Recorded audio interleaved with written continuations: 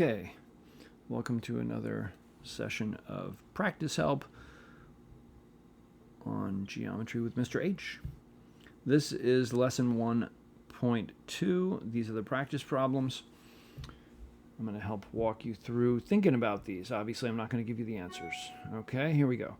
So task 15, match the directed line segment with the image of polygon P being transformed to polygon Q by translation, by that directed line segment.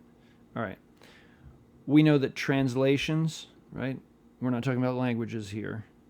What we're talking about here is a geometric shape that gets slid, right? It's just a slide in a certain direction. And when we talk about directed line segments in class, we talk about them as vectors with a V.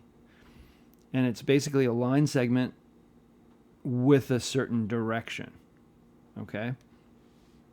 So what they're asking you to do is to take these items over here, you grab the move tool, and you can just move these around and figure out which one of these groupings each one matches up with. And that's all there is to it. Okay? So you just look at these and go, okay, well, this one looks like it goes down and to the right. This one goes up and to the left. And this one goes sideways a short way to the right. And this one goes a longer distance to the right, right? So you just have to match them up.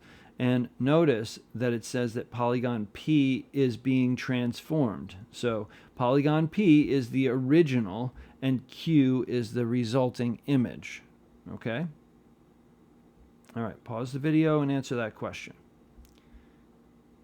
Task 16. Draw the image of quadrilateral ABCD when translated by the directed line segment V. Okay, well, there's the directed line segment V. Notice that they keep using V because they want to get it in your brain that it's called a vector. Okay, all right. So it's a certain length and a certain direction, and that's the distance and direction that you're going to be moving this object.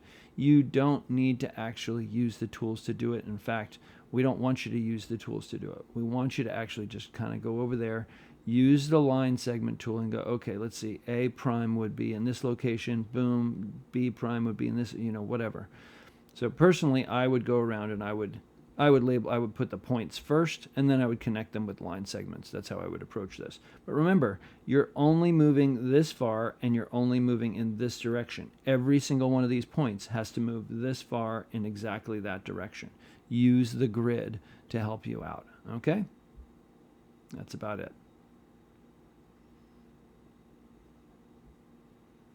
All right, next question, task 17. Which statement is true about a translation? Okay, select all that apply, right? So if all of these are true, you're going to check all of them. But we know stuff about translations, right? It's basically just a slide. We're just moving the object, moving it over, moving it up, moving it down, moving it left, right, north, south, east, west, whatever, okay? So look at these, figure out which one or two or three or four are true. Always true. Not just sometimes, but always. Okay? And then check off the ones that are. Pause the video, answer the question.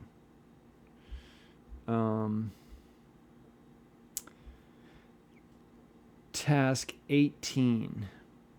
Select all the points that stay in the same location after being reflected across line L. Where's line L? Oh, there it is, L.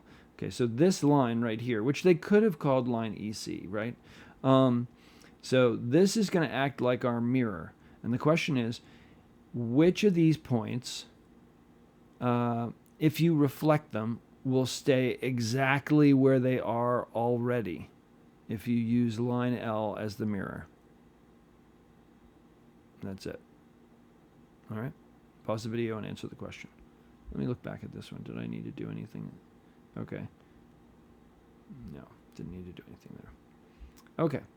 So, all right. So here's some given information. Lines L and M are perpendicular, right? L and M are perpendicular, and they tell us that not only here, right? M is perpendicular to L, right? But they also give us this little box in the corner, indicating that this is a right angle or a 90-degree angle. Okay. Here it says rotating Q, point Q, right? They're imagining that there's a point Q up here somewhere, which we don't have yet. Okay. Rotating point Q 180 degrees using the center of P, which is right there, has the same effect as reflecting Q over line M. Well, here's line M, and we want to reflect point Q across this line. And it says that point Q, it's got to land in the same spot, regardless of whether you rotate it 180 degrees or whether you just reflect it across this line. Okay, so it says rotating has the same effect as reflecting.